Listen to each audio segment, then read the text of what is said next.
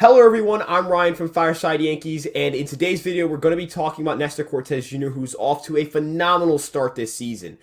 He just wrapped up a start against Cleveland where, again, another no decision, but wins and losses really don't matter for pitchers as much in today's game as they were valued at before because, again, you really don't see pitchers go into games as deep as they used to before. And on top of that, it's not really their fault if their offense scores or doesn't score. The Yankees really didn't get themselves going until the later parts of the game in which Nestor was already out of the game. So realistically, can't really fault Nestor for not getting the win. As for how he pitched, he was phenomenal. Generated an 83.8 mile per hour exit velocity against a 33% called strike plus whiff percentage. Went six and a third innings, which is the longest start of his career. Struck out 8 batters, walked 2. Really, the only damage done to him was that Josh Naylor 2-run home run. But outside of that, I mean, sub 3 ERA in a start, strong peripherals, great strikeout rates. A phenomenal outing in all regards. Didn't really get hit around hard. And that's a Cleveland lineup that coming into this series was the best lineup in baseball so far this year. We've seen him pitch against teams like Toronto. We've seen him do an absolutely phenomenal job against the Orioles. He's just a great pitcher. He had a strong finish to last year, pitched against some very good teams, did pretty well, is coming into this year, still playing some pretty good teams, still doing ridiculously well, right? Like he's arguably the best pitcher in the American League right now. If you look at his stats, tied for second in FWAR, third in adjusted ERA, third in adjusted FIP, second in adjusted xFIP, and first in strikeout to walk percentage at a 39.3%. That's almost 40%. That's ridiculous. And he's doing all of this without having that dominant velocity. And, that's a huge talking point about Nestor Cortes, how he succeeds without that velocity. And the reason is because he's extremely deceptive, right? Nestor Cortes Jr. goes out there and his cutter moves a ton. There's a lot of seam shifted wake, which is a concept that has been, more recently studied, and it's the idea that, or not the idea, excuse me, but it's when a pitch is spinning in a way that would make it look like it's going to move one way, but in fact it moves another. So his cutters look like it's going to start cutting towards the batter, but it ends up doing so. And it sets up a lot of situations where you can throw a lot of backdoor cutters and catch batters off guard or get them to swing late, and it looks like they're getting overpowered by 85, 86 miles per hour when they really shouldn't be.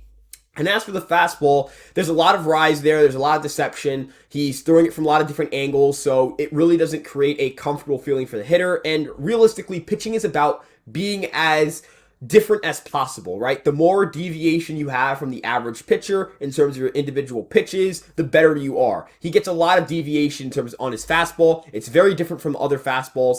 He's very, very different in his cutter, his slider, which moves wickedly. It moves so much now. And overall, he's just a much better pitcher, right? Like, even compared to last year, he's a much better pitcher than he was last year. And that's saying a lot because he was pretty good last year. So now we're taking a pretty good pitcher and making them better. And now they're definitely a pretty good pitcher. They're definitely they could even say they're very good, really good. Top 30 starter entering that level, right? Like, that's a tough place to be. It takes a lot of work to get there. It takes a lot of talent, a lot of skill, a lot of production to be a top 30 to 40 starter in this. And yet he's figured out how to get himself into that conversation. He doesn't have overpowering stuff. That is absolutely 100% true. With that being said, though, he has overpowering deception, and that's what makes him so good. He gets a lot of strikeouts, doesn't walk a lot of guys, doesn't get hit hard. He's just great at what he does, and that makes him a very good pitcher. And at this point, we're talking about whether Nestor Cortes Jr. is one of the best starters in the Yankee rotation or not, right? Like, is he going to be a 2 or 3 starter in this rotation? Not because the Yankee pitching has been bad. The pitching has been very good outside of Cole,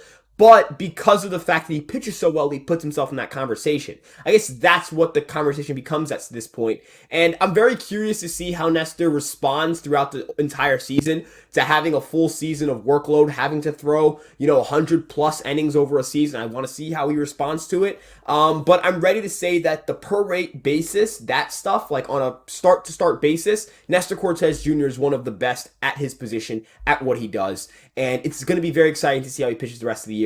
Let me know what you guys think about what he'll do for the rest of the year. I think he'll sit at around a 3.5, 3.6, 3.7 ERA, somewhere in that range. Could be higher, could be lower. We'll see. But let me know what you guys think about Nestor Cortes Jr. You know, he's an absolute joy to watch on the mound. I think he's phenomenal at what he does. I think it's just a joy to watch him make guys look foolish on stuff that they normally wouldn't look foolish on.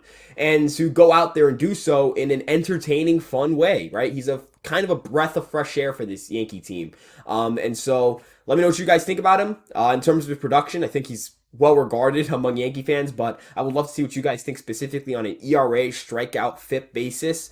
And with that being said, you guys know where to follow us at Fireside Yankees. You know to subscribe to the channel and drop a like. And if you want to see more of my content on Twitter, you can follow me at Ryan Garcia ESM. And that'll do it. I'll see you guys in the next video. Ryan out.